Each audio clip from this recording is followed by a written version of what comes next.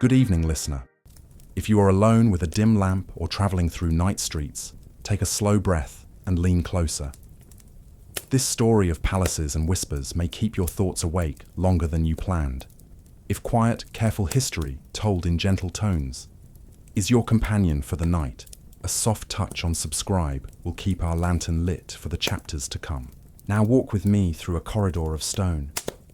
Torches tremble in their brackets. The floor remembers 1,000 footsteps. Behind carved doors, the air tastes of beeswax and resin. A queen passes, silk whispering, jewels throwing little stars across the walls. People bow because ceremony requires it, and because she represents more than herself. When she has turned the corner, heads tilt toward each other. The corridor keeps their words. In places like this, rumor is not a visitor. Rumor is furniture. Our question waits like a sealed letter in a desk. Why were so many queens accused of adultery and driven toward disgrace or death? There are dates one could recite and names one could list, but the answer lives not only in chronicles, it lives in air, routine, and habit, the way a court watches, judges, and transforms a human life into a symbol that can be honored or broken. To begin, consider what a queen was asked to be. She was expected to knit 2 houses into one, to smooth quarrels between clans, and to bear children who would hold the realm together when the king was gone. She was a bridge stretched over a river of ambitions. Her smile at a feast was a treaty. Her pregnancy was a public festival. Her silence in a dispute could be read as policy. Private life was public ritual with curtains drawn back. Love, longing, worry, and grief existed, but each was pressed into the service of state. Because the crown looked toward the future, it looked toward her body. If heirs did not arrive, or if the newborns were girls while counselors demanded a prince, the ground under her feet thinned. The thought that no son might be found made strong men feel the earth tilt. History had taught them what followed. Factions, rival claimants, drifting alliances. In such fear, the quickest story offered itself, a story with ancient weight. A queen must be unfaithful. In that single line, many anxieties could be tied together and placed at her door. Imagine then the daily weather of a court. Laughter is measured. Music turns with the mood of the king. A new courtier arrives from the provinces with poems and bright eyes. Another returns from campaign carrying scars and stories. The queen greets them with courtesy, as custom demands. 2 servants notice how long her gaze lingers. One tells a cousin. The cousin tells a clerk. The clerk, who longs for advancement, repeats the observation in a report shaped like concern. The palace is a web, and webs vibrate. There is also the matter of conscience and its guardians. Confessors, charged with guiding souls, keep notes to help their memory.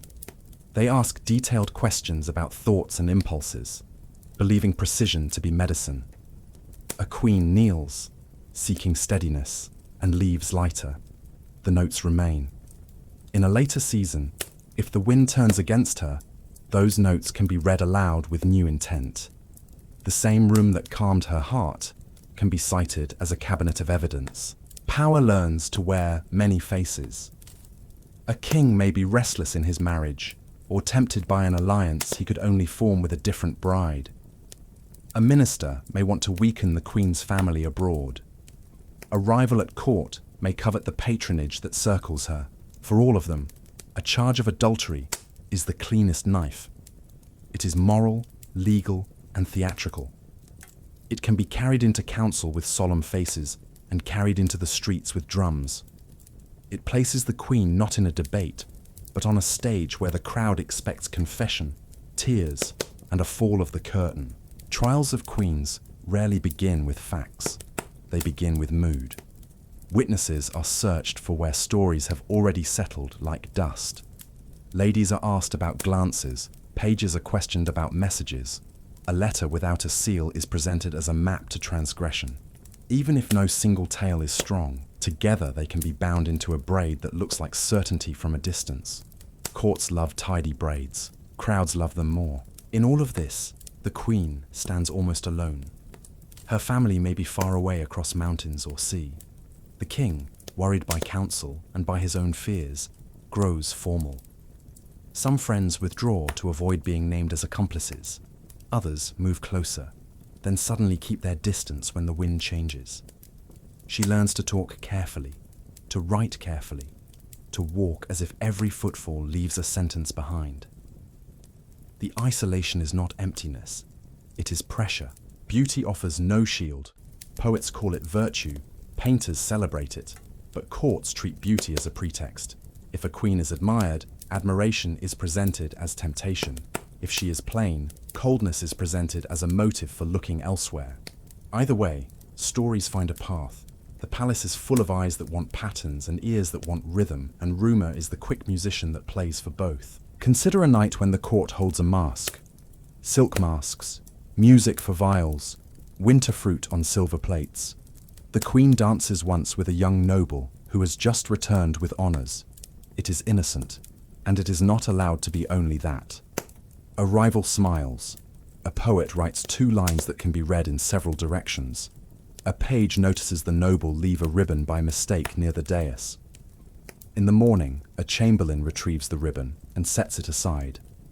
Later, when a case is needed, the ribbon will reappear as if it had always been a message. Outside the palace, markets heat with talk. Some citizens defend their queen and blame foreigners. Others repeat clever lines made at taverns by men who have never seen the inside of a royal hall. The city prints its own chronicle through mouths. Before any judge speaks, the people have rehearsed their verdicts with bread and ale. Public mood becomes part of the file. Why adultery? Again and again. Because it attacks the root, inheritance. If the queen can be painted as a breaker of vows, then the line of succession can be painted as uncertain. Once uncertainty is planted, ministers can propose corrections. A lawful wife may be set aside without calling it whim. A new marriage can be justified as medicine for a sick body politic. The rhetoric of morality serves the geometry of power. When judgments fall, they do so with choreography. A proclamation is read. A procession moves. The queen appears not as a person with a childhood and a temper and a favorite song, but as an emblem to be displayed. The performance teaches the court and the city. The order of things stands firm. The law has a face. The crown does not tremble. Behind the display, people who built the case exhale in relief, and people who doubted learn to be quiet, but listen beneath the drums. A woman loses her friends, her letters, her voice. A household learns to speak of her in the past tense while she is still alive. Servants who used to bring trays and tidings now bring instructions and locks. The spaces where she practiced kindness, petitions answered, dowries arranged, alms given, are listed as favors delivered to conspirators. In a world that records only verdicts, mercy leaves few lines. Return with me to the corridor where we began. The torches are lower, the watch changes. Far away, a bell counts the hour.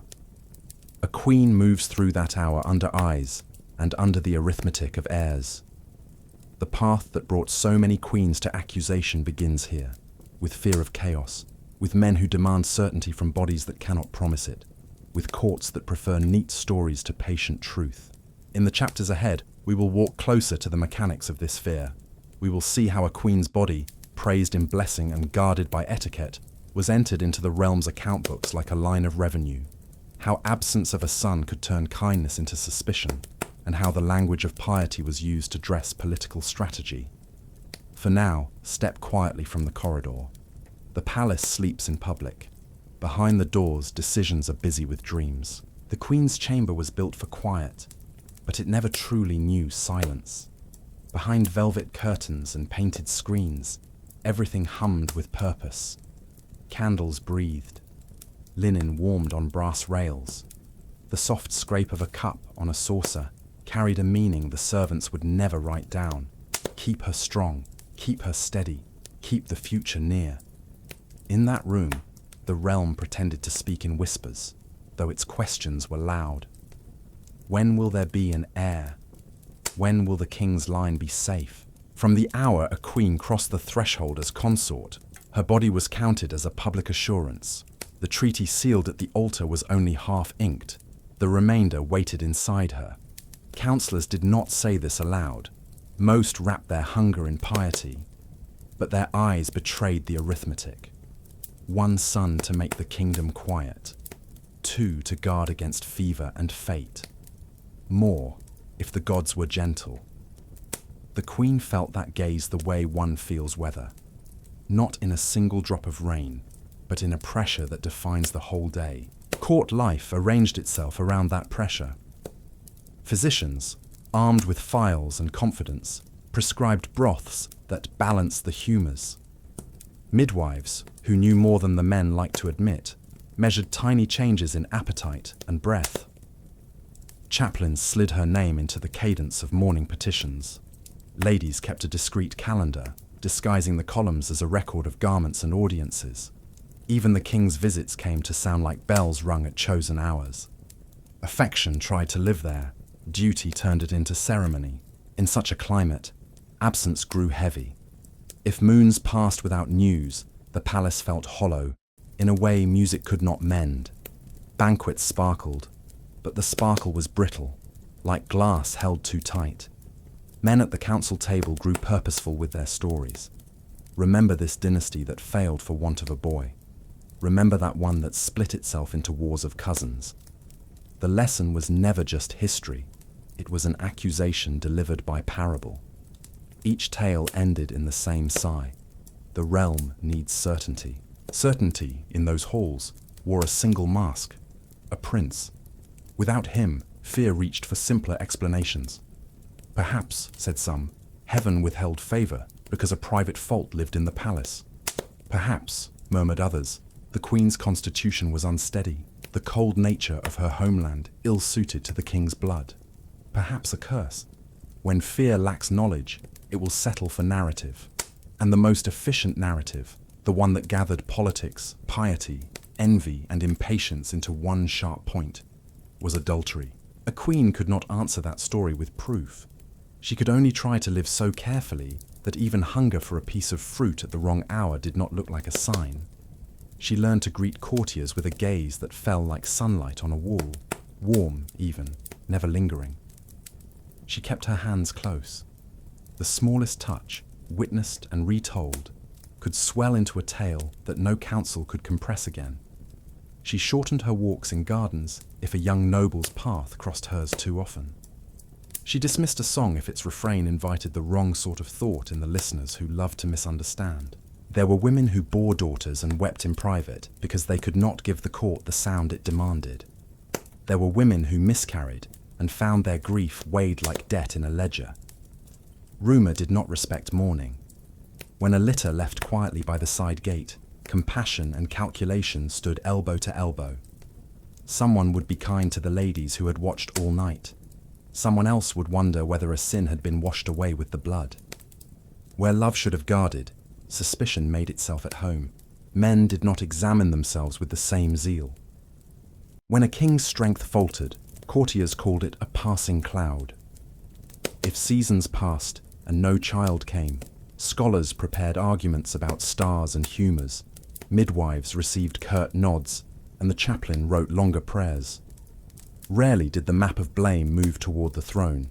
It preferred the familiar road to the queen's door.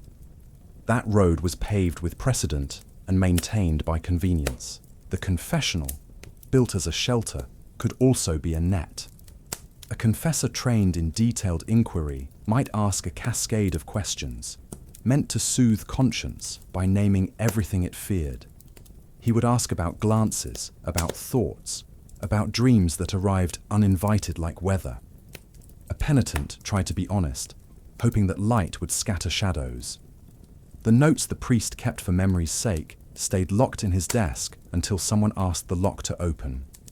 Later, when politics needed scaffolding, a few lines lifted from those notes could be made to look like beams. Foreign queens carried extra weight. If she came from a rival land, her very accent could be tried at the bar of rumour. Did she write too frequently to her brother across the sea? Did her household spend too much coin in certain quarters? Did she keep an old amulet from home? Tokens of longing for familiar wind, were described as plots. Spices used by her physicians became suspect. Even a lullaby in the wrong language could be filed in a mind eager for evidence. You may ask, where is the king in all this? He was often everywhere and nowhere. In public, he lifted his wife's hand with the practiced grace of a sovereign. In council, he listened to arguments that arrived polished with moral polish and political utility. Set her aside, and you can marry the woman who brings new lands. Prove her false, and you shore up the line for the son you prefer. In chambers, the king was one man listening to his own fears in the voices of others. A crown can make personal worry sound like public necessity. Trials did not spring from earth like weeds after rain. They were cultivated gardens. When the time came, officials summoned ladies to swear about small things. A ribbon left on a chair, an hour misremembered, a smile that travelled too far across a hall. The groom who handled the king's garments, a person nobody had noticed in years, became a centerpiece witness because he could testify about proximity. Physicians offered statements in careful Latin that said very little and implied a great deal. Letters, real and forged, paraded like evidence dressed for a festival. The audience, fed for months on speculation, applauded the arrangements with relief. At last, form. The Queen's Counsel could object, but the stage had been set long before any objection could be heard.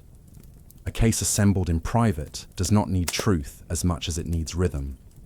Once the rhythm catches, the city moves with it.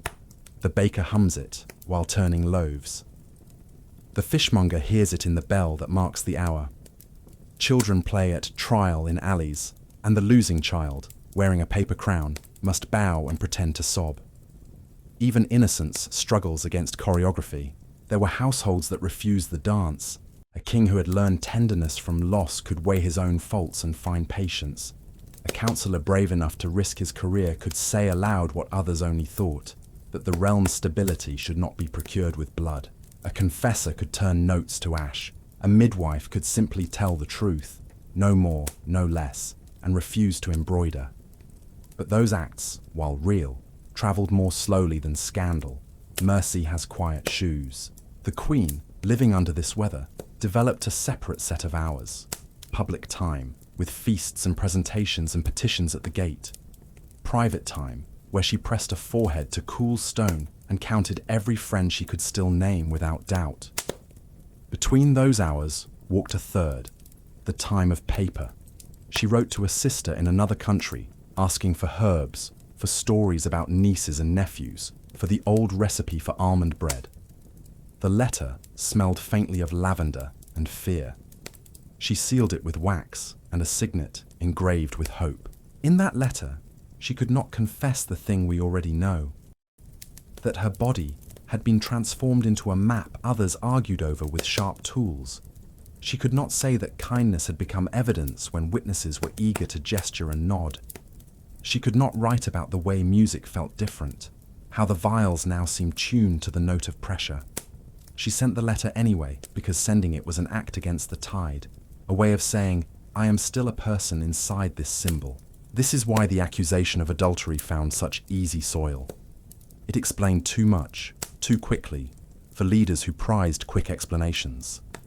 It made policy appear as conscience, and vengeance appear as remedy. It promised finality in a world that hated uncertainty. It required only that the Queen be more emblem than woman. Once she had been turned into a sign, the crowd could read any sentence upon her. Stand again at the threshold of her chamber. The braziers glow, the tapestries move, with a draught no one can see. Somewhere a footfall stops halfway, unsure whether to go on. The realm waits outside her door for news it believes it deserves. In the hush, a new danger approaches, more glittering than rumor, more persuasive than prayer, the politics of beauty. The face that poets praise and painters chase will be turned into a verdict long before any judge speaks. In every age, beauty carried a weight. For queens, it was not only a gift sung in ballads or painted in miniatures, it was a double-edged blade. The same features that made courtiers write verses by candlelight became arguments in council chambers. A queen's eyes, hair, or smile might inspire loyalty, but they also provoked suspicion. Who else was caught in that gaze? Who else might be tempted by that smile? In palaces where envy never slept, beauty was not armor. It was evidence waiting to be claimed. Consider the queen seated at a feast, her hair braided with pearls, her gown embroidered with emblems of both her family and her husband's house. Poets admired her as the incarnation of grace, yet each verse they wrote could be twisted into a charge. The poet must know her too well, or else how could he capture the tilt of her head, the light in her eyes? Admirers were recast as lovers in whispers. Art itself was turned into testimony. The paradox was merciless. If she was too beautiful, she was dangerous. If she was not beautiful enough, the king must have sought satisfaction elsewhere, and therefore she must have provoked his wandering. In both cases, suspicion walked beside her. Even portraits could be enemies, for a likeness that charmed the city could be read as proof of charms used in secret. A queen could not win the contest of appearance. The rules were designed for her to lose. Now imagine her during a tournament. Knights parading colours, tilting at one another for honour. Each dedicates his lance to a lady, and when the queen's favour is requested, she cannot refuse. To deny would insult a noble house. To accept is to hand the court a new rumour. She bestowed her ribbon with lingering fingers. She smiled too warmly. She blushed at the sight of his triumph. What was custom yesterday becomes accusation tomorrow. Envy made beauty more perilous still. Rival ladies at court, themselves eager for notice, might amplify stories. A casual compliment could be rehearsed into scandal. A look of fatigue could be described as longing. Each rival found use for the queen's face, because her face was a mirror in which their own fortunes rose or fell. Foreign envoys contributed to the peril. They would return home describing her elegance, her wit, her majesty. What began as praise in a letter could arrive in the wrong hands and be recited with a different inflection. The envoy admired her too much, surely more than courtesy allowed. Suddenly, diplomatic reports were treated as confessions of illicit admiration, and admiration easily slid into claims of impropriety. Within these walls, beauty was never neutral. It was theatre, and the audience always hungry for drama. The queen might walk across a courtyard with the dignity of a statue, yet someone would remember the sway of her gown differently. She might offer a smile of grace, yet someone would treasure it as invitation. Even silence could not protect her. In silence, others supplied their own words. Think of the portraits that survive. Faces serene, lips closed, hands folded. They appear composed, but what lies behind them is pressure. The painter's brush records only light and shadow, not the murmurs that circled outside the studio. Each portrait was both flattery and trap. The more idealized the queen looked, the more people whispered that ideals never held in reality. This constant surveillance made every gesture a calculation. She must be radiant, but not radiant to one man more than another. She must be admired, but not adored. She must be praised, but not envied. It was an impossible balance. An imbalance meant peril. In such a world, beauty became its own indictment, a crown of thorns disguised as laurel. And so, the queen who glowed brightest in song and spectacle often cast the longest shadow in council and chamber. Her beauty, once celebrated, could at any moment be turned against her as the mask of unfaithfulness. From here, our path leads deeper into the machinery of accusation. How councils, priests, and rivals transformed whispers about beauty into legal charges. How testimonies were built not from evidence, but from envy. And how this theatre led queens step by step toward the scaffold. The chamber doors opened not only to council, but to spectacle. What began in whispers and parchments was now prepared for the city, for courtiers, for all who needed reassurance that order still ruled. The queen, once a figure elevated above the crowd, was lowered into view so that her fall might be seen and remembered. In this act, accusation transformed into theatre. Imagine the square outside the palace. Merchants abandon their stalls, apprentices run from workshops, children climb on barrels to see above the crowd. Bells ring not for celebration, but for judgment. Heralds arrive in bright colours, trumpets raise the air, and proclamations are read aloud.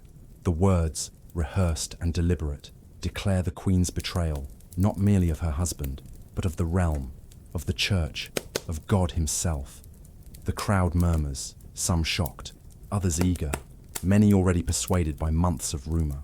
Inside the palace hall, preparations were careful. Benches were arranged for nobles and envoys. Scribes readied ink. Guards tightened their grips on spears. A dais stood at one end, draped in cloth, where judges would pronounce verdicts already chosen. At the center, a single chair for the accused, lower than all the rest, to remind her and everyone watching of her diminished place. The trial was performance. Witnesses repeated their lines with gestures as if on a stage. A servant bowed low and recounted seeing a ribbon. A knight described an innocent smile as seduction. A confessor read fragments of confession stripped of their context. The Queen answered with dignity, but her voice echoed in a chamber unwilling to hear. Each denial was recorded as hesitation. Each tear became proof. Truth had no script, but theatre demanded one, and theatre prevailed. Crowds outside cheered or hissed depending on the rhythm of the proclamations. Bread was thrown from balconies so that people could remember the day with taste as well as sight. Ballads were composed on the spot, sung crudely in taverns that same evening, carrying the story farther than parchment ever could. By nightfall, a tale shaped by ministers was being retold, as if it had been witnessed personally by every man and woman in the city. Why such display? Because power understood the need for symbols. To punish a queen in silence would invite questions. To punish her before the world was to turn her into a cautionary emblem. Her disgrace warned other queens, reassured nervous nobles, and gave the common people a lesson dressed as entertainment. It reminded all that the realm itself was the stage, and the crown would script the play. But the spectacle was not merely for control, it was also for distraction. At times of famine, debt, or war, the drama of a queen's fall diverted attention. Instead of asking about taxes or borders, the people asked about her supposed lovers. Instead of resenting the burdens of rule, they shared in the outrage of betrayal. Her body, her reputation, her dignity, these became the theatre that kept unrest contained. For the Queen, the ordeal was agony beyond the threat of death. To lose freedom was heavy, but to lose voice was heavier still. She could no longer define her own story. The crowd shouted it for her. Every gesture she had made, every kindness, every silence, was retold as treachery. To live in that storm was to see the self erased and replaced by a character she had never chosen to play.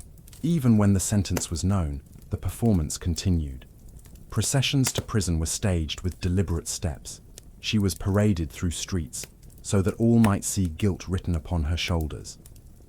Guards walked in rhythm, trumpets blared at intervals, and banners declared the crime. No one was allowed to doubt. The display erased doubt by sheer force of repetition. Thus, the Queen's fall became more than punishment. It became public reassurance, political theatre, and collective ritual. And once the play began, it was almost impossible to stop. From here, our path leads into darker chambers still. How intimacy itself, the most private of realms, was dragged into interrogation, and how queens were forced to endure humiliations that stripped them not only of power, but of humanity. That is where we must walk next. The spectacle outside was thunderous, but the real cruelty lay in what followed inside. If a queen's downfall was to convince the city, then her most private life had to be turned into evidence. Love itself, that fragile and personal thread, was dragged into the court as if it belonged to the kingdom.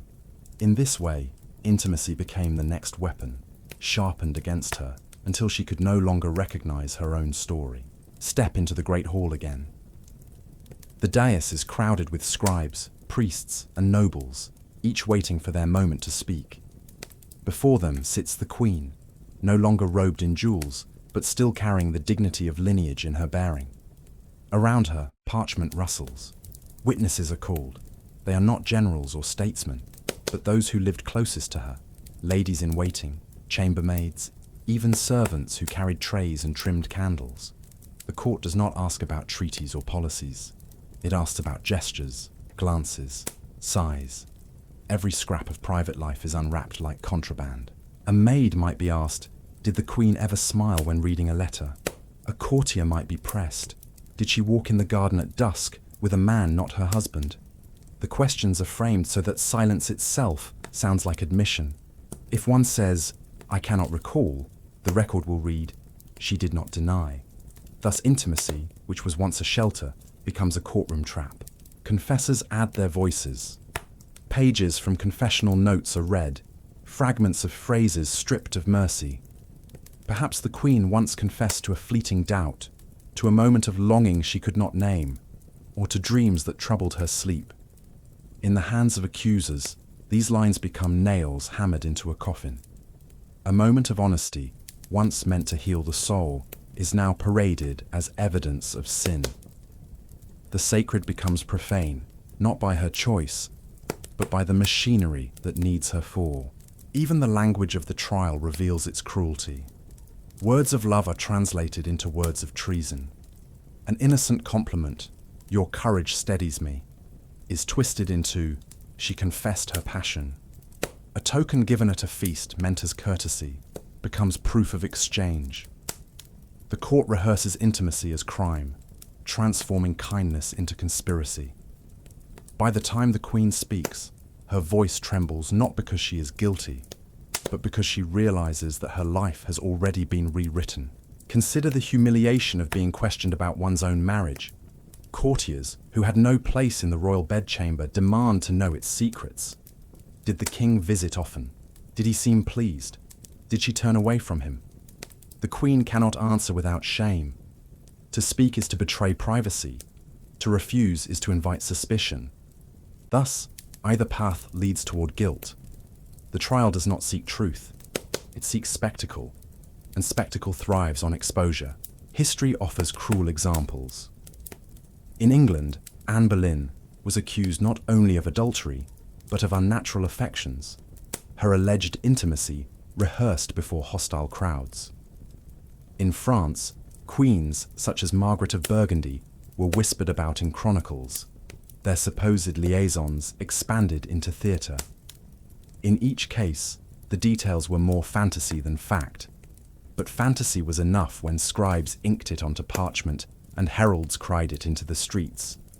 The accusations did not need to be true, they needed only to be vivid. The queen herself often remained silent under these invasions. Dignity was her last weapon. She sat, she listened, she denied with clarity, but the crowd hungered for stories more than denials. When she wept, her tears were described as confession. When she held her composure, her calm was read as deceit. Intimacy had been turned inside out, and she could not sew it closed again. Behind the stage, ministers calculated. Each detail of exposure weakened her family's influence. Each public humiliation strengthened their argument for replacement. They did not need her to die. They needed her removed. Death was simply the swiftest erasure.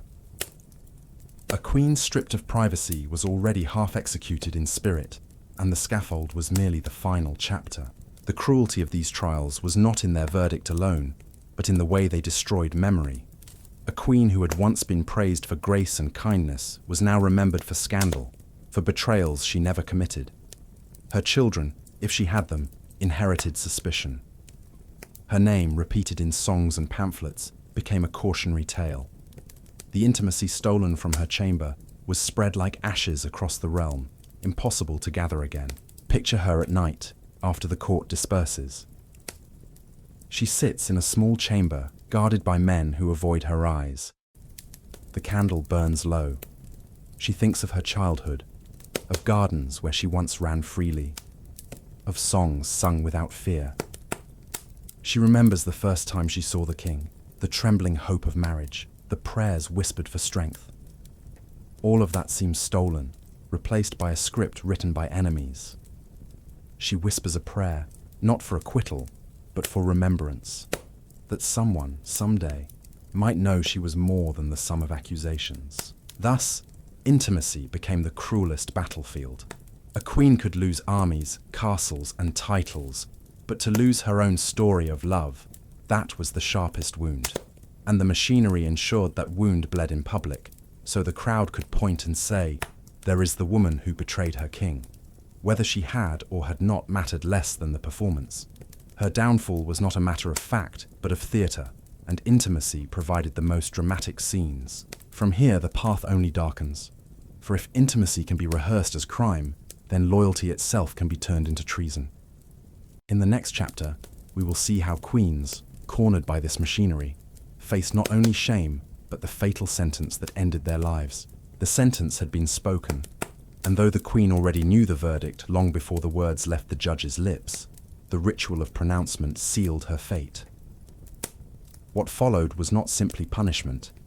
It was the creation of a story that would be told again and again, a story that had to be acted out in front of the entire kingdom. This journey toward the scaffold was carefully constructed, stage by stage, so that her death would mean more than the fall of one woman. It would become a moral, a lesson, a warning, and a spectacle. Inside her chamber, the queen sat in silence. Once, this room had been filled with tapestries gifted by foreign allies, music drifting through corridors, the laughter of ladies in waiting who embroidered by her side. Now the same chamber was stripped of warmth. Guards stood like statues at the door. Every movement of hers was watched, every sigh reported. Even when she knelt to pray, the scrape of her chair was noted in cold detail. Her world had narrowed to a cell within the palace, a gilded prison that echoed with the sound of her own heartbeat. Isolation was the first cruelty. Those who had shared her confidence vanished. Some were dismissed under pretense of illness, others summoned away to estates. Even loyal attendants were forbidden to speak beyond a few words. The queen, once surrounded by courtiers who competed for her smile, found herself alone. The silence was designed to remind her that she no longer belonged to the living world of court. She was being prepared, in spirit as well as body, for her exit. Meanwhile, outside her chamber, the machinery of execution moved forward. Proclamations were drafted that painted her not only as an unfaithful wife, but as a danger to the entire realm. The language was deliberate. Her betrayal was described as poison in the veins of the kingdom, her sin as a disease that had to be cut away lest it spread. The people would be told not merely that their queen had erred, but that she threatened their survival. Only by her removal could the realm be healed. Nobles gathered in private halls, discussing her estates and dowry. Ministers calculated new alliances, already speaking of whom the king might wed next. Foreign envoys wrote reports to their masters, describing with glee or sorrow the collapse of a once powerful consort. Some spoke of opportunity, others of danger, but all agreed on one thing. The queen's days were numbered, and her death would be as political as it was personal. The queen's journey to the scaffold began not with chains, but with rehearsals of humility. She was instructed to prepare speeches of repentance, to kneel with grace, to walk with composure. Every step of her downfall was choreographed so that the spectacle would confirm the righteousness of the crown. The irony was unbearable. Even in her final days, she was expected to perform for an audience. Her dignity was scripted by those who sought to erase her. On the morning of the procession, the city was alive with rumor. Bells tolled, not in celebration, but in solemnity. Crowds surged toward the route where the queen would walk. Merchants abandoned their stalls. Apprentices left their workshops. Mothers clutched their children close. Everyone wanted to see the face of the fallen queen. Some came out of hatred, others out of pity, but most came because history itself was unfolding before their eyes. To miss such a spectacle was to miss a story that would be told for decades. The queen emerged flanked by guards. She wore no crown, no jewels, only a plain gown that spoke of humility. Yet even stripped of finery, she carried herself with poise. Every step was measured, each glance steady. Her enemies had taken her throne, her friends, her freedom, but they could not take the grace with which she moved. Some in the crowd wept quietly, others jeered. Children shouted rhymes that mocked her name. But she did not lower her head. To walk upright was her last act of defiance. The road wound through narrow streets and open squares. From windows, faces leaned out, some to pray, some to curse. Ballads were already being composed by singers who followed the procession, weaving her supposed sins into verses. The air was thick with contradiction, hatred, sorrow, curiosity, awe. For the people, this was both tragedy and theatre.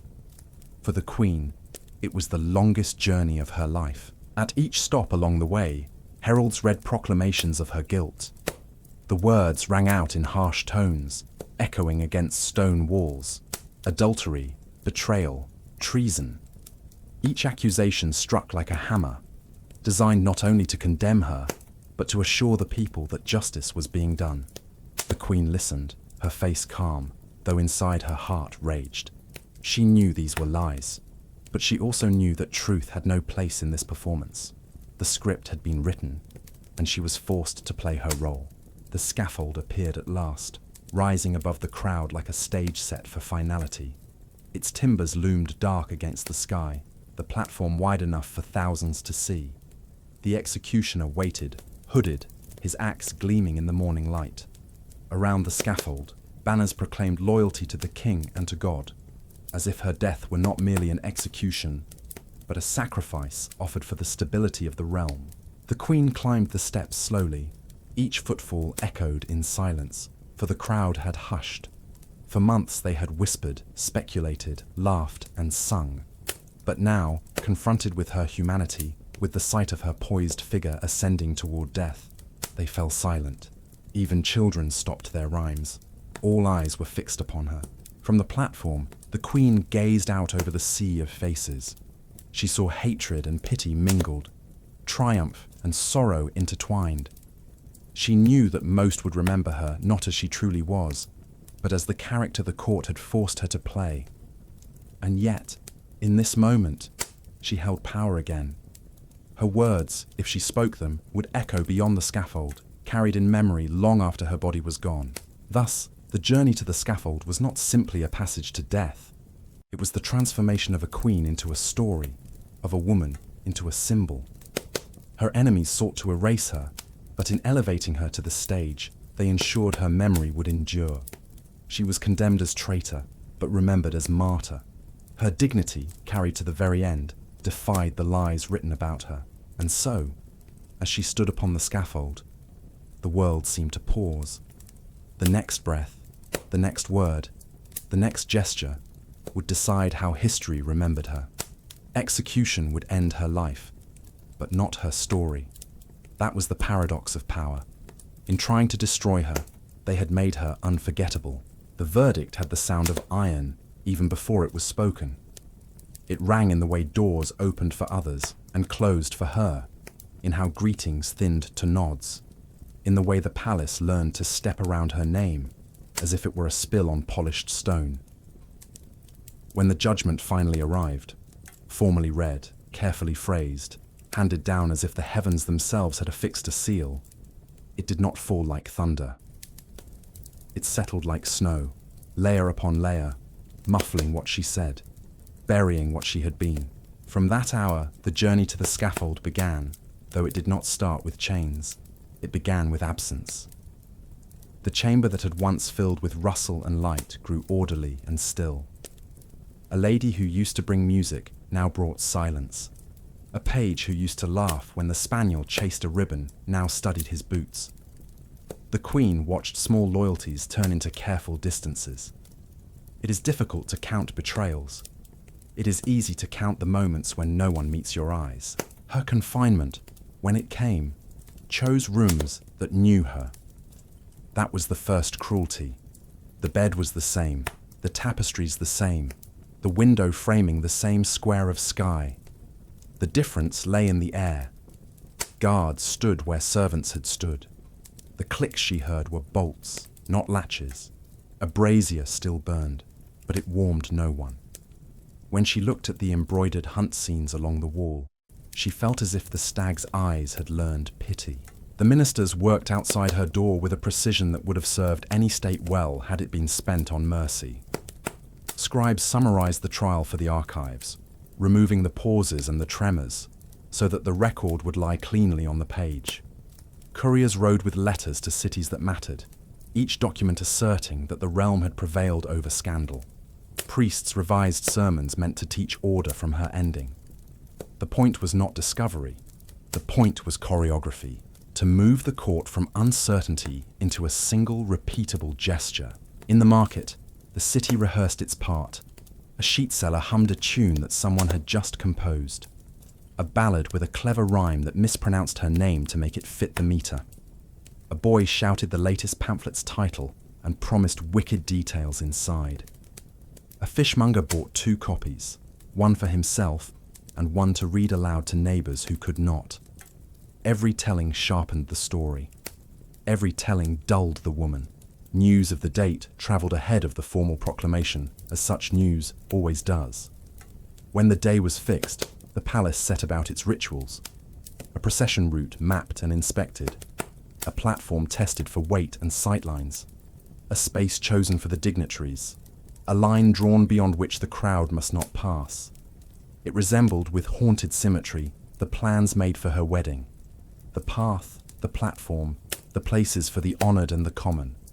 The city does the same things for joy and for sorrow. It only changes the music. In the quiet of night, she tried to inventory her life. Such lists are not the things people expect. No tally of jewels or dresses. She looked for other items. The face of the nurse who held her when fever broke in childhood. The smell of bread on the morning she first saw the sea. The line of a poem that would not let go. A friend who once stepped in front of a rumour and stopped it with a joke. A moment when the king had reached for her hand and the look between them had been simple and kind. These were the sovereign coins no minister could seize. She pressed them into mind as into a purse. Her confessor came, a man who had known her before history fastened shackles of words around her. He spoke of grace, duty, heaven. He asked whether she wished to say anything that might loosen the knots of the world around her. There was little left to say. She had already been heard and not heard. She asked for one thing the court could not deny. Time for a letter. 2, perhaps. He arranged it. Ink came. Wax came.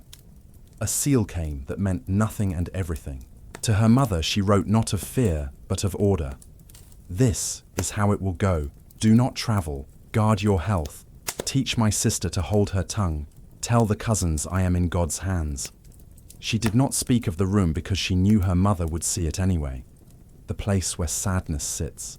The dark oval mark on the table where a cup had once been set down too firmly. The pale patch on the wall where a portrait had hung before someone took it away. To a friend, she wrote of a debt. I owe you laughter, the sort we never finished. I pay it forward to the day when you can spend it with someone who needs it. She sealed both letters, warmed the wax with her breath, pressed the signet, and felt the wax give under pressure like a soft answer. In the mornings, footsteps came and went, with ceremonial exactness. A captain presented himself, bowed to the air as much as to her, recited where he would stand, where she would walk, when trumpets would sound. This rehearsal was for the city's sake and the city's safety, but it also attempted to teach her how to move through the last day without breaking the choreography. A realm must never look clumsy, not even when it kills. The king did not come. That is the sentence, the whole of it. He sent a message asking that she keep her composure and offering her the dignity of a private chaplain. Dignity is what power offers when it has already taken everything else. She read the message twice and put it aside. She knew the hand that had chosen those words. She had watched the same hand sign edicts, cradles, pardons. She had once kissed it. The line between tenderness and policy is long and thin and wears through where a crown rubs. There were small, specific humiliations. A maid who had been bought by another household was allowed one visit if she agreed to tell what she saw. She came in with honest tears, but the bargain followed her like a shadow into the room. An old woman who polished candlesticks in the chapel dropped a blessing into the doorway, and then pretended she had not, for fear of witnesses. A boy who brought firewood stumbled because he could not stop looking. The queen learned to arrange her face for those who needed her to be brave. It is not noble to teach strength to those who watch you fall, but it is necessary. As the day approached, the palace changed timbre. It becomes quieter before such ceremonies, not out of pity, but concentration. A city can feel like an instrument tuned to a single tone. Men designed pathways that avoided bottlenecks in the streets. Women sewed dark cloth where sunlight would cause glare on the platform. Some said it was to improve the view of officials. Others whispered that the cloth would comfort eyes unused to the sight of so much wood. A scribe bent over the text that would be read at the beginning. He adjusted one phrase so that it echoed a psalm. He tried it aloud and shivered because it sounded good. The morning came the way all mornings come, impartial as a door. They dressed her with care, not for her sake, but for the frame of the picture the city would carry away. Simplicity was chosen. A plain gown, a veil that did not hide her face, a rosary that was more heard than seen as it clicked softly against her palm. She asked for one pin to hold a lock of hair that otherwise fell. The lady who brought it thought of the first day she had dressed this same head for coronation and bit the inside of her cheek until she tasted iron. The corridor from chamber to courtyard had never felt long. Today it grew. Footsteps ghosted from the stones. The guards were careful with their faces. No contempt, no pity, only the official absence a state teaches to its servants. The door to the outer air opened and carried the smell of wet wood, horse, wool, breath. Sound gathered itself, then broke. A murmur first, then a cheer from those who wanted to prove to themselves that they belonged to order, not to doubt. Above them, windows held faces like paintings briefly animated. The route had been swept, and sand sprinkled where the paving was slick. She walked at the correct pace, neither haste nor lag, flanked by a narrow horizon of steel. In that moving frame she recognized certain landmarks, as if from a dream. A crack in a wall where ivy found purchase. A corner where once years before, a juggler had made the court laugh for the right reason. The door of a chapel where a stranger had asked her for bread and received it.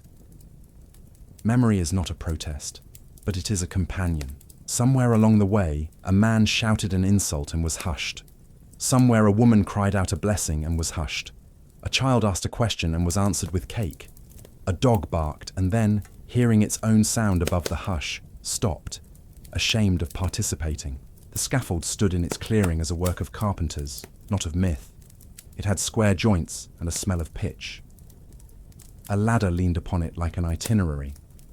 To one side, a priest waited within reach and without insistence. To the other side, the executioner stood in clothes that suggested ceremony rather than disguise. He had a face. He had hands. He was a citizen who had brought his skill to market, and today the market had asked for precision. She mounted the steps and felt wood answer underfoot.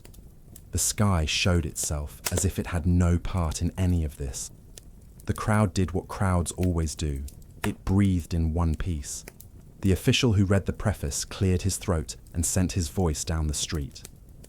It traveled into sunlit alleys, struck stone, climbed to rooftops, and returned as echo. The words said what such words always say. The realm is righteous. The law is blind. Mercy is a crown's constant companion, and sorrow is unavoidable when order must be kept. It is a very old speech. It fits many names. Then came the offer, confession, last words, the chance to ask forgiveness of heaven and the people. She stepped toward the edge where boards met space. She did not speak to argue. Argument had been melted and poured into other people's mouths months ago. She spoke to set one thing down where it could be found, a form of truth that does not try to convince, only to endure. She thanked those who had been kind. She released those who had been cruel.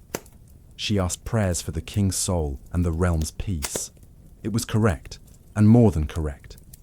In the square below, a woman who had come ready to hiss found herself pressing a hand to her chest because something had lifted and did not return. The executioner approached and asked the ritual question. She nodded. There are only so many ways to nod. She chose the one that says a person exists who can consent even when choices are laid upon her like stones. She arranged her veil so it would not move where it should not. She knelt without a tremor she could help. It is a luminous thing to witness, a body arranging itself for death without surrendering the part that makes a person a person. In that instant, an instant courts do not control. Time reveals its secret pace. A child in the crowd decided to remember the color of the wood, rather than the sound that followed. A guard decided to rub the heel of his boot later, where the strap pinched. A baker decided to give a loaf to a hungry boy if the boy was at the corner when he returned. The large story, which belongs to history, touched many small stories that belong to no one, and therefore to everyone. When the end came, it arrived with the plainness that mercy sometimes wears. There were no theatrics in it, only the completion of a sentence others had written. Noise settled, and then rose again, and then settled. A captain gave a sign. The priest looked at his book and did not see it. A clerk wrote a line that will be read in a future where this square is different stone. A dove startled from the scaffold's edge and found a roof that looked like a field. What follows defeat is division. Some went home convinced they had witnessed justice. Some went home certain they had swallowed a lie they would never spit out. Some carried the story ready-made. Some turned it over like a coin and wondered what it could purchase and what it could not. The state cares less which pocket a story rests in than that the story stay in a pocket. For a while, it will. The Queen's ladies gathered what remained to gather and did so with the neatness that love learns in hard schools. A veil, a rosary, a pin. They said little to each other because words do not always add. Sometimes they only allow breath to pass without catching. A cart waited with clean boards. Men who did not meet anyone's eyes carried weight with respect. The city watched itself being human for a little while, and then remembered it had work to do. In the palace, rooms rearranged themselves. The place where her name had hung in the air learned a new name. The space in council where her presence had once adjusted the angle of arguments now lay flat. Ministers announced firmness. The king, at a window, looked not at the city, but at a cloud that allowed him to see only its edge. A realm that had solved a problem with a ceremony turned to other problems, because realms are made of problems and days, and history, careless and careful by turns, took hold of the story. Pamphlets hardened into chronicles, chronicles ripened into lessons. Some would read that she confessed with tears, though she had not. Some would read that she defied heaven, though she had thanked it. A portrait would be painted from memory and from wish, and it would hang where people might shake their heads or bow them. There is a kind of justice in how memory sometimes refuses to comply. Children of those who hissed would grow to whisper different versions. A tune that mocked would become a lullaby without anyone noticing the change. This is the path to the scaffold, a route plotted by fear, paved by policy, decorated by theatre, walked by a woman who took each step with the only wealth left to her, composure. The charge that made the procession possible was adultery, the invention that allowed a state to move a person from crown to block, and a crowd to move from rumour to certainty. The reason for so many queens is not that they sinned more than others. It is that systems found in them the most useful stage. We are not finished. An ending enacted in public begins other acts in private. Some will swear that the realm stands taller. Some will carry home silence like a full bucket. And somewhere, a pen is lifted not to accuse, but to keep. To write a sentence that will not persuade the powerful or feed a crowd, only to hold a face in the light for the sake of those who will come after and ask what a queen was when the machinery said she was nothing. From here we move into the hush that follows spectacle, into the human remnants that outlast verdicts. The words a queen chose for the last time, the way they bent the air, and the way those words, carried in pockets and prayers, refused to die. The scaffold was gone by sundown. Carpenters carried away its beams, as though removing timber could remove memory, but the square still held its outline. Where the platform had stood, people avoided stepping, as if the air retained a weight. The crowd dispersed, the noise died, and in its place a silence arrived, slow, dense, and unyielding. It was a silence that clung to the streets, seeped into the palace, and settled in the hearts of all who had watched. In the palace, silence was the first guest to cross the threshold. Corridors that once echoed with her laughter swallowed sound. Servants moved as shadows, avoiding eye contact, performing duties with hands that trembled not from fear of punishment, but from fear of remembering. Her apartments were stripped, yet objects betrayed traces of her. A prayer book, still marked by her thumb, a veil folded too carefully, a chair angled toward a window she favored. Ministers walked past those rooms quickly, voices lowered, as if the walls themselves accused them of complicity. The king carried silence like a second crown. He had justified her death with words of law and necessity. But in the quiet of night, words no longer answered. In chambers where once he had spoken with her of harvests and storms, he now heard only his own footsteps. His counselors offered him victory. His conscience offered him questions. What had been gained? What had been lost? No proclamation could smother the memory of a woman who had faced death with composure. In the city, silence grew restless. Tavern songs that mocked her faded into half-sung refrains. Market gossip shifted to prices and weather. But when her name was spoken, voices dipped, glances darted. A baker remembered her calm eyes. A washerwoman told her daughter that courage sometimes dies with dignity, not defeat. Even children sense change. In alley games, one played the queen, kneeling bravely, while another played the crowd that did not know whether to cheer or weep. Her ladies lived in silence of another kind. Some were dismissed, carrying away tokens, a ribbon, a sprig of rosemary, a letter folded until the ink blurred. Others remained in court, demoted, haunted by memory. At night, they whispered around her name, careful not to let it slip into dangerous ears. They practiced the art of remembering without speaking, holding fragments of her voice like contraband.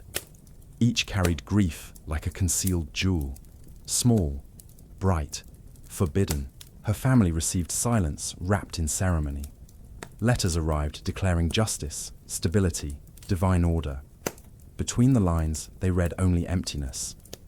A mother touched her beads and counted not prayers, but losses. A brother stared at a map and saw not borders, but the absence of his sister. An aunt, who had taught her to braid pearls, pressed her rosary until it cracked. They answered with politeness, but their replies bled sorrow between the lines. The church's silence was fractured. In pulpits, priests declared the Queen's fall as moral lesson. But in cloisters, monks copied chronicles and added quiet notes in margins. Her last words were prayers.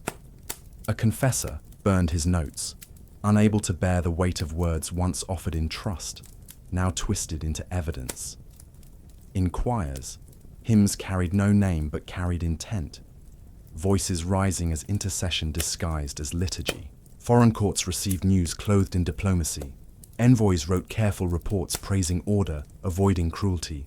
But every report betrayed fascination. They repeated her last words, her calm, her forgiveness.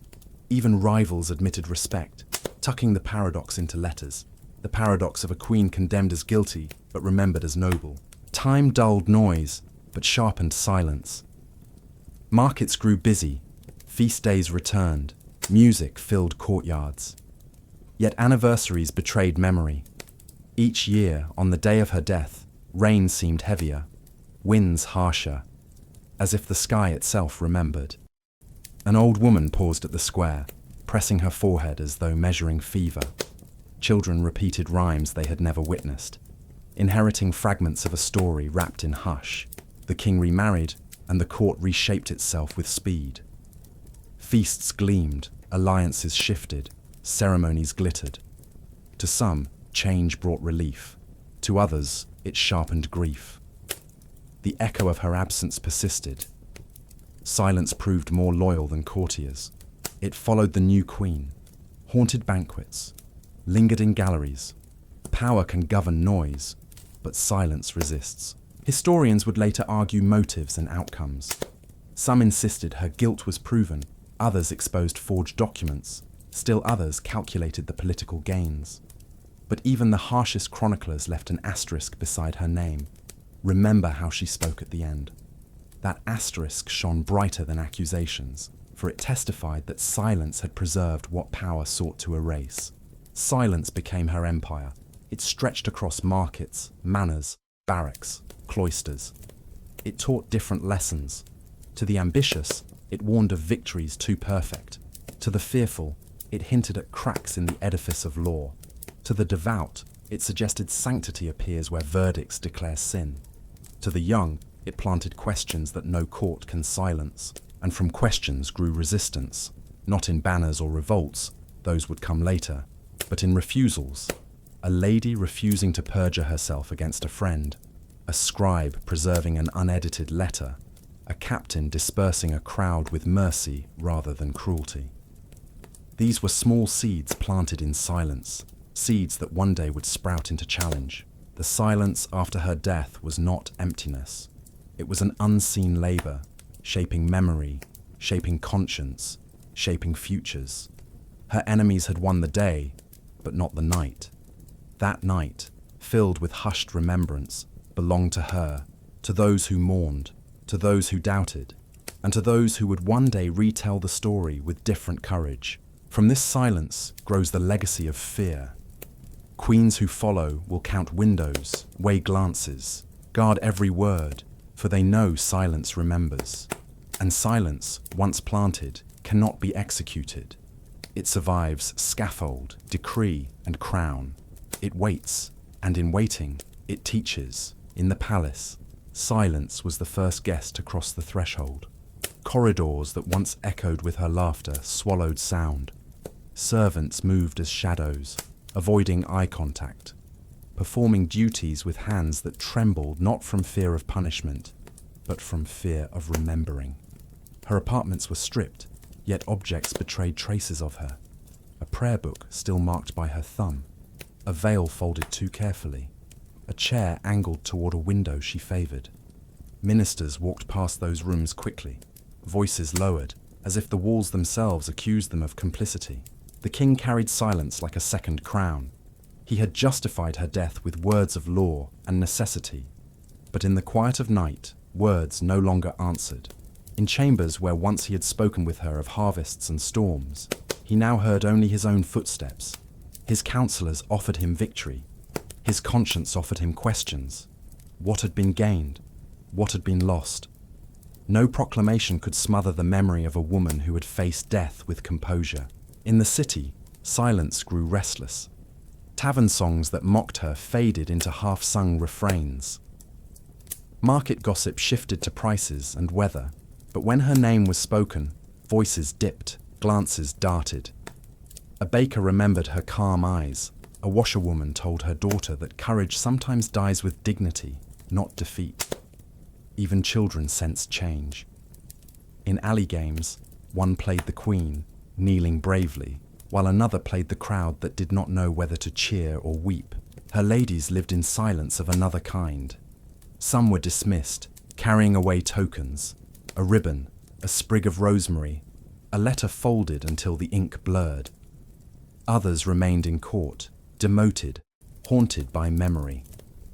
At night they whispered around her name, careful not to let it slip into dangerous ears.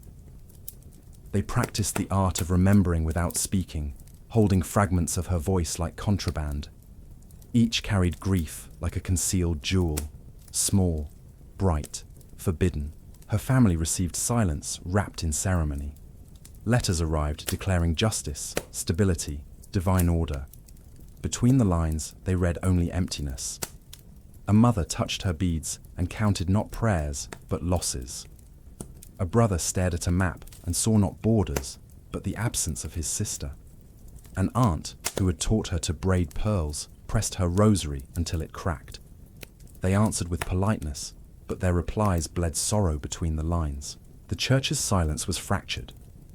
In pulpits, priests declared the Queen's fall as moral lesson. But in cloisters, monks copied chronicles, and added quiet notes in margins. Her last words were prayers. A confessor burned his notes, unable to bear the weight of words once offered in trust, now twisted into evidence. In choirs, hymns carried no name but carried intent, voices rising as intercession disguised as liturgy. Foreign courts received news clothed in diplomacy. Envoys wrote careful reports praising order, avoiding cruelty. But every report betrayed fascination. They repeated her last words, her calm, her forgiveness. Even rivals admitted respect, tucking the paradox into letters. The paradox of a queen condemned as guilty, but remembered as noble. Officials tried to drown silence in accounting. Estates were divided, jewels weighed, pensions reclaimed. Clerks wrote ledgers with ink steady, but each line carried undertones of unease. One clerk misplaced a ring too ordinary for theft, yet too personal for indifference. He returned it quietly, as though afraid of its memory. The economy moved forward, but every entry in the records whispered her absence. Time dulled noise, but sharpened silence. Markets grew busy, feast days returned, music filled courtyards. Yet anniversaries betrayed memory. Each year, on the day of her death, rain seemed heavier, winds harsher, as if the sky itself remembered. An old woman paused at the square, pressing her forehead as though measuring fever. Children repeated rhymes they had never witnessed, inheriting fragments of a story wrapped in hush. The king remarried, and the court reshaped itself with speed. Feasts gleamed, alliances shifted, ceremonies glittered. To some, change brought relief. To others, it sharpened grief. The echo of her absence persisted. Silence proved more loyal than courtiers. It followed the new queen, haunted banquets, lingered in galleries. Power can govern noise, but silence resists. Historians would later argue motives and outcomes. Some insisted her guilt was proven, others exposed forged documents, still others calculated the political gains. But even the harshest chroniclers left an asterisk beside her name. Remember how she spoke at the end. That asterisk shone brighter than accusations, for it testified that silence had preserved what power sought to erase. Silence became her empire. It stretched across markets, manors, barracks, cloisters. It taught different lessons. To the ambitious, it warned of victories too perfect. To the fearful, it hinted at cracks in the edifice of law. To the devout, it suggested sanctity appears where verdicts declare sin. To the young, it planted questions that no court can silence. And from questions grew resistance, not in banners or revolts, those would come later, but in refusals.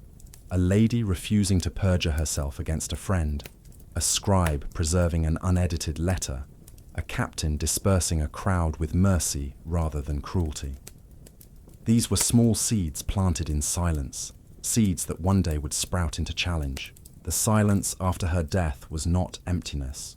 It was an unseen labor, shaping memory, shaping conscience, shaping futures. Her enemies had won the day, but not the night. That night, filled with hushed remembrance, belonged to her, to those who mourned, to those who doubted, and to those who would one day retell the story with different courage. From this silence grows the legacy of fear.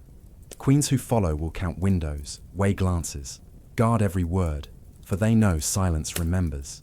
And silence, once planted, cannot be executed. It survives scaffold, decree, and crown. It waits, and in waiting, it teaches. Fear does not die with the fall of a queen. Instead, it lingers, spreading quietly through the very spaces where her presence once shone. It moves like smoke, invisible, without form, yet it stings the eyes and makes every breath cautious. The scaffold had ended her life, but its echo authored a new chapter, one where every courtier, every servant, every child in the city learned to live in the shadow of what had been done. Within the palace, the lesson of fear became law, unwritten but undeniable. Queens who followed learned quickly that their every step would be watched, every word measured, every glance interpreted. They studied the walls not for their beauty, but for the secrets they might carry. They practiced the art of restraint until it became second nature. Laughter trimmed to politeness, gestures rehearsed to appear modest, conversations chosen with witnesses present so that no whisper could be twisted against them. They were not only crowned, they were caged by fear. Courtiers absorbed fear in subtler ways. Ministers who had once spoken boldly now paused between every word, choosing each as if the wrong syllable might summon ruin. A compliment risked sounding like allegiance. A jest risked sounding like sedition. They bowed lower, smiled longer, but trusted less. Every promise was shaded by caution. I will serve so long as survival allows. The language of the court turned into a tapestry of guarded phrases, where the absence of words carried more weight than the words themselves. For the king, fear was victory's cruel companion. He had silenced a voice, but the silence accused him more loudly than any rival could. His new wife obeyed with precision, but obedience resembled accusation. Her careful smiles reminded him of the queen who had walked to her death with dignity, and in that dignity he saw judgment. Fear taught him to mistrust even his allies, even his heirs. What he had sown to preserve power now poisoned his reign. The city too learned fear. Mothers whispered warnings to daughters. Laugh softly, write little, trust few. Husbands grew suspicious, not only of their wives, but of themselves, wondering what word might betray them. Even artisans bent to caution. Painters softened the likeness of queens so that admiration could not be mistaken for desire. Poets burned verses rather than risk dangerous praise. Musicians altered melodies to avoid echoing the cadences of her final words. Fear shaped art as much as politics, turning creativity into coded signals, patterns meant to conceal as much as to reveal. The church, which had blessed her condemnation, found fear seeping into its sanctuaries as well. Confessors hesitated, wondering whether words spoken in trust might again be twisted into evidence. Monks copying chronicles left spaces in margins, fearful of inscribing too much. Priests thundered from pulpits, yet even their voices carried hesitation, aware that truth itself had become fragile. Candlelight flickered, shadows deepened, and even in holy spaces, silence grew heavier. Foreign courts read the message clearly. Marriage could be as much a trap as an alliance. Mothers kissed their daughters before sending them abroad, whispering lessons that were more armor than blessing. Speak softly, trust slowly, never forget that crowns are cages gilded with suspicion. Across seas, stories of her fall were retold not as scandal, but as caution. Every princess who crossed a border carried not only jewels and dowries, but also the invisible baggage of fear. Fear reshaped architecture, etiquette, and daily ritual. Windows were lowered so no queen could be silhouetted in temptation. Gardens were trimmed, hedges cut down, so no private words could be overheard. Banquets followed stricter protocols, every movement scripted like theatre. Etiquette manuals multiplied, instructing how long to smile, how deeply to bow, how carefully to applaud. Even games played by children in alleys echoed this training. Queens on their makeshift boards moved only when three others watched, as if instinctively learning the price of witness. But fear, while it controlled, also cracked. In its insistence that every act be cautious, it revealed the injustice at its core. If queens must live in cages, who benefits? If truth must hide in margins, is justice real?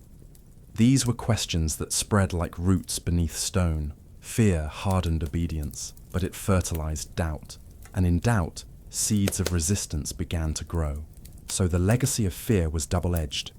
It chilled warmth, narrowed gestures, silenced laughter, but it also preserved memory.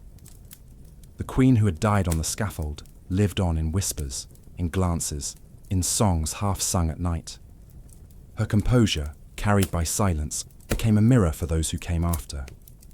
Power had sought to erase her. Instead, it had given her endurance. Fear became the kingdom's inheritance.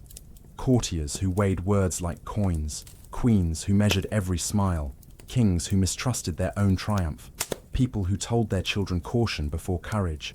And yet beneath it all, fear carried the one truth rulers could never silence, that a voice extinguished unjustly is never truly gone.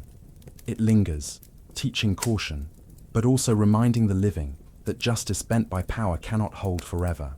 This was her final victory, though her enemies never intended it. Fear ensured she would be remembered. And memory, once planted, survives scaffold, decree, and crown. The court did not stay silent forever. Fear may close lips, but whispers always find a path through cracks. They slip under doors, ride the breath of servants, coil in corridors where shadows linger longer than light. After the Queen's fall, whispers became the truest language of the realm. They carried more weight than proclamations, more danger than decrees. At first, whispers were cautious, like fledglings testing air. A chambermaid confided to another that she had seen calm in the Queen's eyes before the axe fell. A guard muttered that the trial's witnesses had been coached. A scribe, too careful to write plainly, drew a small mark in his ledger, a symbol that meant nothing to most, but everything to those who knew.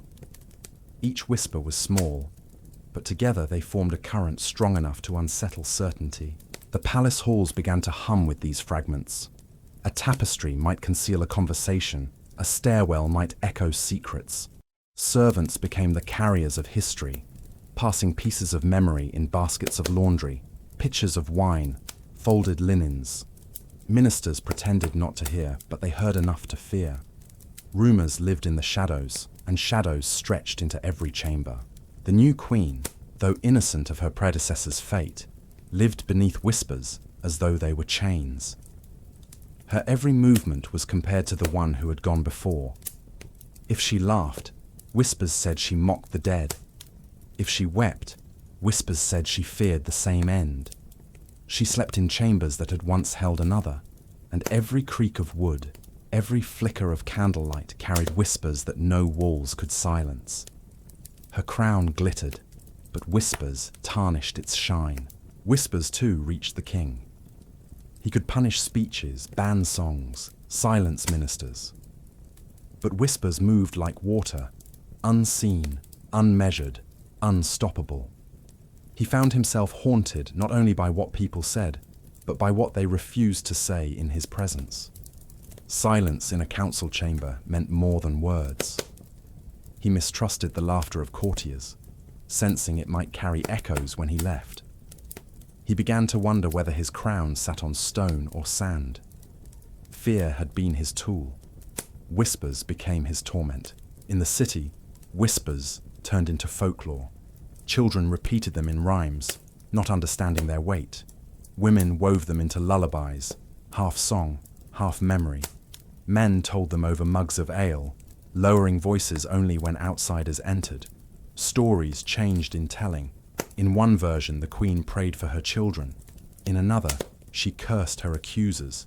In another still, she rose after death and walked the palace corridors in white silence. Truth blurred, but whispers preserved her presence more fiercely than monuments could. Whispers travelled further still. In foreign courts, envoys reported them with unease, that the people admired the dead queen more than the living king, that her final composure had outlasted his proclamations. Rivals found comfort in these whispers, for they revealed weakness disguised as strength. Allies found discomfort, for they knew whispers could outlive treaties. Across seas, the queen became less a condemned figure and more a legend, carried in whispers that no border could contain. The church could not escape whispers either. Priests thundered about obedience, but congregations whispered about mercy. Monks copied chronicles and inserted subtle phrases, suggesting her fall was less than just. Confessors heard whispers from the lips of noblewomen who feared they might suffer the same fate. Even within cloisters, whispers moved faster than prayers, reminding all that heaven may forgive, but earth remembers differently, and so whispers became the true verdict of the realm. Official records declared guilt, yet whispers declared innocence. Official sermons preached obedience, yet whispers nurtured doubt. Official silence attempted to bury her, yet whispers lifted her higher than before. In shadows, her story grew larger, transformed from tragedy into parable, from parable into warning, from warning into quiet rebellion. For whispers carry questions, and questions breed courage. If one queen could fall so swiftly, what protects another? If truth can be twisted once, why not again? If silence can erase, can whispers restore? These questions, passed in shadows, prepared the soil for changes no king intended. Thus, the legacy of fear, carried forward from silence, found its counterpart in whispers. Fear bound people to caution. Whispers bound them to memory. Together they reshaped the realm into something more fragile, more unstable, yet more alive. For fear rules bodies, but whispers rule hearts. And hearts, once stirred, never wholly return to silence. Memory is a stubborn guest. It refuses dismissal, even when summoned to silence by decree. After the Queen's fall, memory did not remain in whispers alone. It began to seek permanence. It slipped from mouths to manuscripts, from shadows to parchment, from alleys to artworks. What the crown had tried to erase returned in forms more durable than wood or stone. Scribes were the first guardians of this inheritance. Though chronicles were expected to record the king's triumph, some pens hesitated. They wrote of trials and verdicts, but in the margins they left signs, small, cautious gestures, a phrase that hinted at doubt, a mark that suggested reverence, a spacing too wide to be accidental. These marks spoke to future readers saying, "Look between the lines." The truth is not what the record declares. Artists followed where scribes dared. In frescoes and tapestries, they began to weave subtle symbols. A queen with eyes cast heavenward might resemble her, though no name was painted. A figure draped in white appeared at the edge of processions, silent but radiant. In borders of manuscripts, ivy entwined with broken crowns suggested stories that words could not risk. Even stained glass bore shadows of her, a woman lifting hands not in defiance but in prayer. Worshippers saw beauty, some saw more. Memory had disguised itself as devotion. Music carried inheritance too. Ballads softened into lullabies, mothers singing to children about a lady who walked bravely into the night. Tunes that had once filled taverns found quieter homes in nurseries and kitchens. The words shifted, smoothed by repetition, but the cadence remained, a rhythm of courage, a melody of dignity. Even when verses lost detail, they preserved essence. A condemned queen became a song of endurance, hummed by generations too young to know her name, but not too young to feel her presence. In households, memory passed through objects. A ribbon tucked into a drawer, a letter folded beneath a chest, a sprig of dried rosemary kept in a book, small relics that carried her touch. Servants who had once dressed her kept pins and laces, tokens of a life abruptly severed. Families guarded these with quiet devotion, never displaying them, yet never discarding them. Each item whispered across years. She was here, she was real, she mattered. Even the poor carried inheritance in stories. A beggar who had seen her on the scaffold claimed to remember her voice. A washerwoman told her daughters that she had prayed for mercy, not for herself, but for others. These tales spread, reshaped by tongues, each version slightly altered, yet always preserving the essence of calm and courage. They became folk memory, less exact but more enduring than any official proclamation. Foreigners too adopted fragments. Travelers carried stories across borders, where they mingled with local legends. In distant cities, she became a figure of romance, a saint, or even a warning spirit. Each retelling gave her new form, yet each preserved the core. A woman condemned by power but crowned by composure. Memory had slipped its chains. It belonged to no single kingdom now. Generations born after her death inherited these fragments without knowing their origin. A girl recited a rhyme and only later learned it described the queen. A boy carved initials into wood without realizing they echoed symbols left in chronicles. Memory had fused into culture indistinguishable from custom. What had once been scandal was now tradition, shaping values quietly, invisibly. Yet inheritance was not without struggle. The crown worked hard to reshape memory. Official histories painted her as guilty. Sermons described her as fallen. Courtiers avoided her name. But memory is patient. Each denial sharpened curiosity. Each erasure deepened desire to know. Children asked why her story was forbidden. Adults wondered why silence was louder than speech. The attempt to bury her only planted her deeper into the soil of imagination. The inheritance of memory grew heavier with time. Queens who followed felt it most. They lived not only with their own fears, but with the shadow of the one who had gone before. Her story became their caution, her dignity their unreachable measure. Some envied her courage, others resented her shadow, but none could ignore it. The crown had executed a woman. In doing so, it had immortalized her. This inheritance reached beyond individuals to shape entire generations. Courtiers measured loyalty differently, aware that power could betray. Priests prayed with more hesitation, fearing that their words might one day be twisted into chains. Writers, artists, and singers learned to cloak truth in symbol, embedding memory in ways that could survive censorship. A culture of coded expression flourished, all rooted in the memory of one queen, and so her legacy lived, not in monuments, but in the quiet persistence of memory. She was carried in ink, in thread, in song, in relics, in tales, in silence itself. Each form told the next generation, remember her, not as the crown decreed, but as she stood, calm, composed, unbroken. From whispers, memory had grown into inheritance. An inheritance is not passive. It teaches, shapes, warns. Children who sang her lullabies grew into adults who questioned, who doubted, who resisted. A queen had died, but memory had been born. This inheritance would not only preserve her, it would prepare the way for those who came after. For every child who asked why, for every scribe who left a mark, for every mother who sang a forbidden tune, the soil was tilled for change. The crown could not see it, but history was already shifting. It did not begin with banners. It began with hands, with breath, with choices so small they could pass between guards unnoticed. The city that had learned to whisper now learned to plant. In kitchens and scriptoria, in pews and workshops, people pressed memory into action, the way a gardener presses a seed into soil. Quietly, deliberately, with faith that roots work in darkness. The first seeds were refusals. A lady of the bedchamber, promoted under the new queen, was summoned to repeat a rumor she did not believe.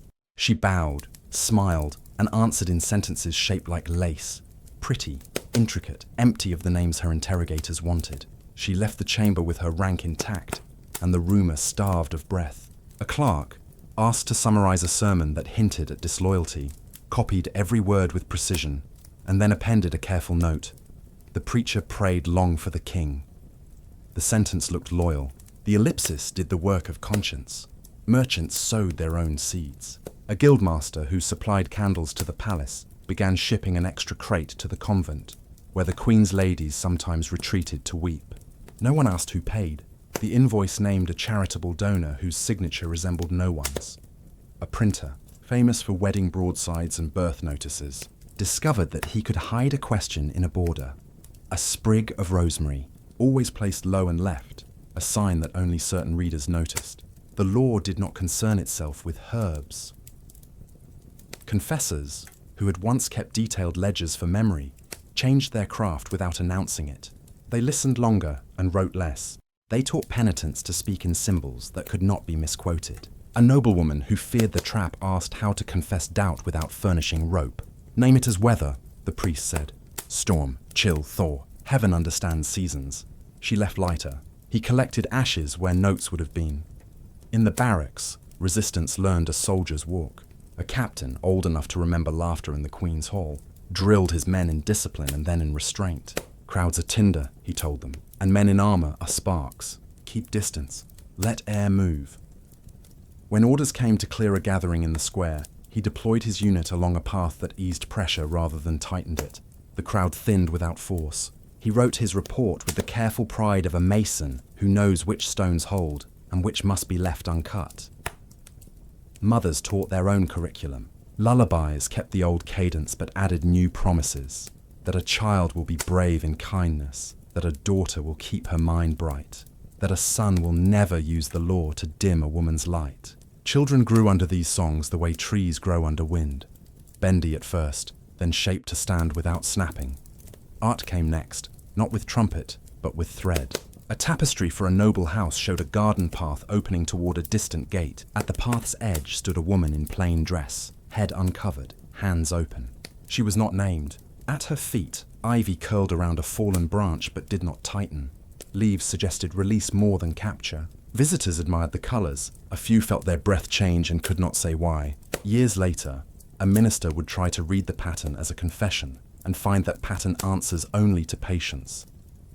Resistance learned the law's rhythm and wrote within it. A jurist, tasked with drafting new rules of decorum for the palace, slipped into the text a sentence that required 2 witnesses to concord before any private gesture could be logged as offense. Another inserted a quiet sunrise clause. Records taken in confession could not be cited in council without the penitent's consent. These were not revolutions. They were drains cut into a field so that flood might become irrigation. The court signed them because good paperwork looks like safety. A festival provided the first visible leaf. It was spring. Garlands crossed streets. The new queen, eager for cheer, allowed a pageant of virtues to pass beneath her window. Children dressed as justice, prudence, mercy, and fortitude walked with wreaths and paper shields. The crowd applauded. The king smiled. The ministers relaxed. At the end came a single child in white, carrying a tiny painted scaffold made of reeds. On it, instead of a figure, a candle flickered. The child placed the scaffold on a table and blew the candle gently, as if to say, "Light belongs to those who keep it." No one protested. Everyone remembered. The seeds spread to the places where power had not thought to look. In guild charters, clauses appeared about the dignity of apprentices and the limits of fines. Small justice in small rooms that trained hands, eyes, and tongues to recognize fairness when they met it. In midwives' manuals, marginal notes recommended gentle words for frightened mothers and a rule to dismiss men who shouted. In school books, a fable told of a king who tried to silence a nightingale and slept less well after the cage was hung. In the palace itself, resistance learned the craft of caretaking. A chamberlain tasked with rotating portraits kept one, a small, formal likeness of the executed queen, wrapped in linen, away from sunlight and political drift. Once a year he aired it, dusted the frame, and remembered to breathe fully in its presence. He told no one. To preserve is not always to defy. Sometimes it is to wait in loyalty for a better season. So the seeds grew, watered by memory and sheltered by craft. They did not announce themselves, but they connected. A clerk knew a midwife, who knew a weaver, who knew a soldier's wife, who knew which captain would disperse a crowd gently. When trouble approached, shutters hammered once in a pattern that told neighbors to stay inside and sing. Song carries through wood without showing faces at windows. A city can learn to lower its temperature by humming. The king sensed the change without catching it. Proclamations still found listeners, punishments still bound bodies. But decrees arrived like rain on a field already rooted. Plants bowed and rose. He demanded louder sermons and received softer choirs. He asked for brighter feasts and received careful laughter. Nothing to punish, everywhere to worry. The new queen learned privately to bless the seeds without watering them herself. She practiced public prudence and private decency. She insisted that letters from mothers be answered within the week. She asked the steward to increase the bread allotment at convent doors. She reordered the roster of attendants so that certain watchful men served farther from her rooms. These were domestic acts. They rearranged weather. People slept a little better and could not say why. At midsummer, a rumor flared that 2 ladies had broken decorum in a garden. The machinery reached for its old switches. A council gathered. Witnesses lined up like fence posts. Then a jurist pointed to the clause that required concordant testimony. 2 witnesses disagreed by an hour. Another confessed he had heard the tale from a cousin. The case collapsed under its own furniture. No songs were written about the acquittal. No bells rang. But in kitchens and guardrooms, the news traveled like cool water. There were bolder gestures too. time to look like common sense. A captain declined to use chains during a procession because the crowd had children at the front. When questioned, he cited safety and the weight of iron in summer. A printer refused a commission for a scandal sheet and published a manual on brickmaking instead. When mocked, he replied that walls protect all names equally. Small reasons, large refusals. Seeds do not act like torches. They do not announce their hour. They do what they were made to do: split, root, lift, leaf, feed, shade, renew. The realm did not become an orchard in one season. It became a hedge against the worst winds. The memory of the queen, her composure, her last words, the hush she taught, was no longer only a relic. It was soil health, passed from bed to bed, from generation to generation, even when plows changed hands. From these beginnings, resistance prepared its next work, not merely to endure, but to propose. The people who had learned to refuse would learn to build. The scribes who had learned to leave margins would learn to fill them with better laws. The children who had learned songs of courage would grow into voices that carried farther than rumor. The city, which had once watched a scaffold as if it were a clock striking fate, began to watch doors and bridges, schools and courts, and ask how time could be kept by justice as well as by fear. What came next would not be a single shout, but a chorus practicing pitch. It would move with patience learned from seeds. It would aim not at vengeance, but at balance. And when it came, those who traced its trunk back through years would find, at the root, a woman who had stood still and spoken plainly while timber held her above a listening square, and a multitude who had decided that plain speech deserved a future. Justice, or what called itself justice, had long been the polished mask of the crown. It stood in courts with robes and scrolls. It sat on benches of carved oak. It spoke in sentences smooth as marble. Yet beneath the mask, cracks spread. The seeds, sown in silence and whispers, nurtured by memory and refusal, reached the very foundation of law. And when roots grow beneath stone, even the heaviest monuments tremble. It began with hesitation. Judges, once swift in condemning, paused longer before signing decrees. They had watched how swiftly a queen had fallen, how neatly charges had been stacked like kindling, how swiftly fire had consumed reputation. Some began to fear the precedent, not for compassion, but for self-preservation. If a queen could fall to rumor, what of a minister? What of a jurist? The weight of law no longer felt like armor. It felt like a blade turned inward. Cases once decided with quick certainty stretched longer. Accusations demanded more witnesses. Testimonies were compared more carefully. Lawyers learned to argue with shadows, pointing to contradictions, finding gaps where once they had found only obedience. The machinery still functioned, but its gears ground slower, clogged with doubt. In the streets, people noticed. A baker accused of hoarding flour was acquitted, when his neighbors swore he had given away bread in secret. A widow charged with debt was spared when clerks discovered irregular entries in the records. Each small victory whispered louder than decrees. The law was no longer unbreakable. The very silence that had once suffocated was now cracked open by possibility. The Crown saw these shifts with unease. Ministers pushed for stricter codes, harsher punishments, louder proclamations. But the harder they pressed, the more brittle justice appeared. Punishments that once silenced now sparked murmurs. Executions that once cowed now provoked pity. The scaffold had killed a queen, but it had also killed trust in the purity of verdicts. The more the state insisted on justice, the more people asked whose justice it served. Priests too began to tread carefully. Where sermons once thundered against sin, they now echoed with hesitation. Confessors advised patience. Monks slipped warnings into marginal notes. Let judgment not run faster than truth, one wrote beside a psalm. Parishioners, who once bowed heads in obedience, now lifted them in questions. Was divine justice the same as royal justice? And if not, which deserved allegiance? The new queen, who lived under the shadow of her predecessor's fate, felt this tremor keenly. She embodied prudence, walking carefully, speaking gently, avoiding any gesture that might be seized. Yet even in her restraint, she sensed that caution no longer sufficed. People compared her silence not with loyalty, but with fear. She realized that her role had shifted. She was no longer simply a consort. She was a reminder of fragility, and fragility, when recognized, turned sympathy into strength. Whispers in foreign courts grew louder. Envoys wrote that justice in the kingdom had become uncertain, unstable, subject to rumor.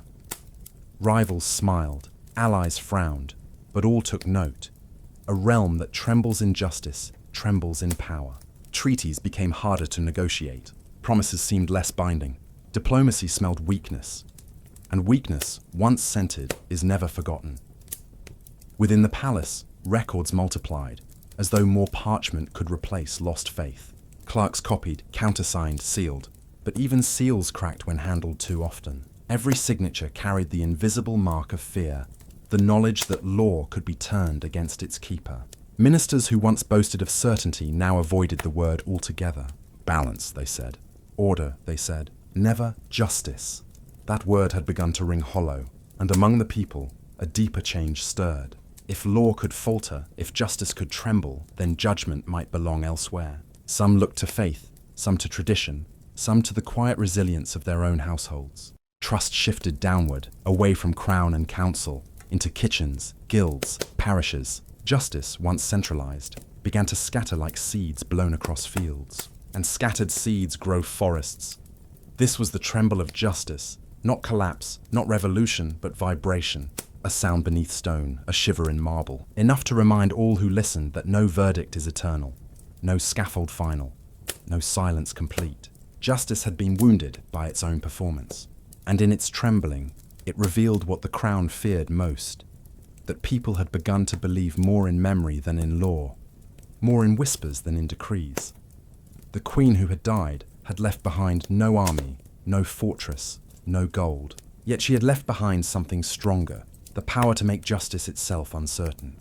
And once justice trembles, rulers cannot rest easily, for trembling is the prelude to change, and change does not ask permission.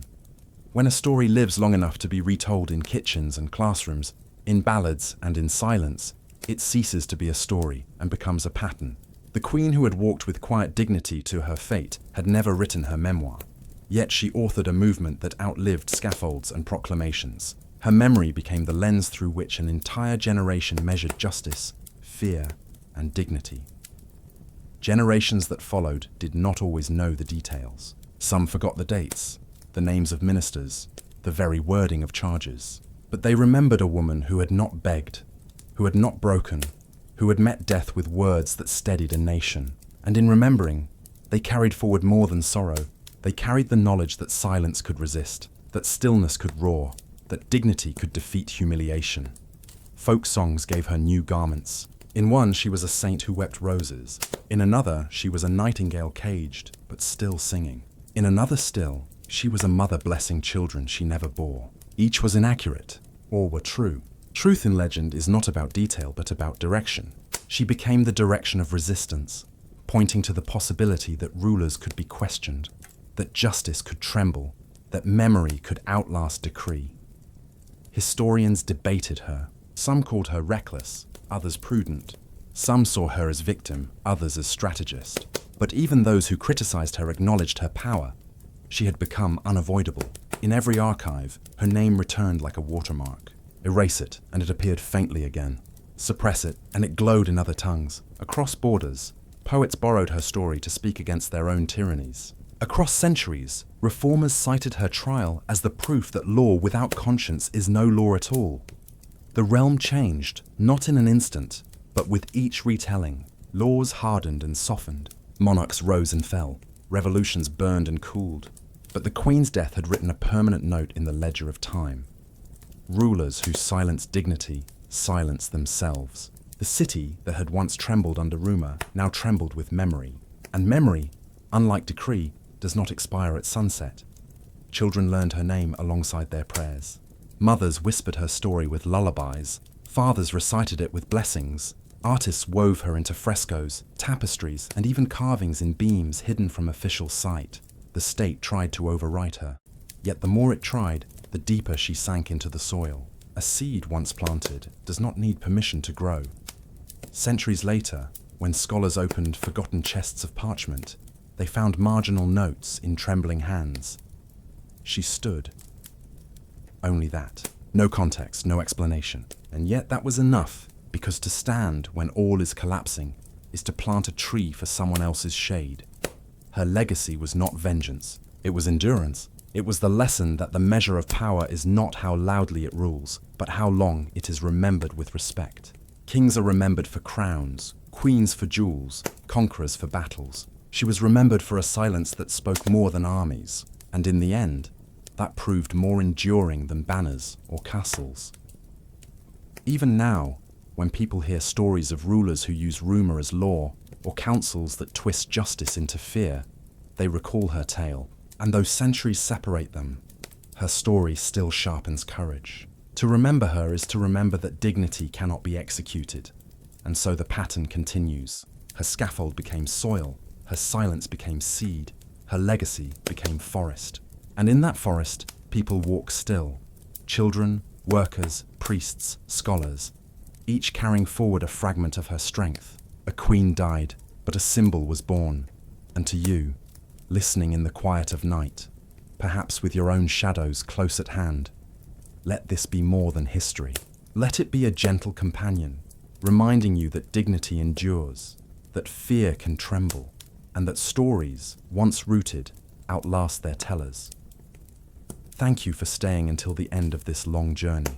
If you found meaning here, I would be grateful if you left a quiet token of support, a like, a subscribe, a simple gesture to let this story keep traveling. Every ear that hears, every heart that carries, is another seed planted. And seeds, as you now know, have no end.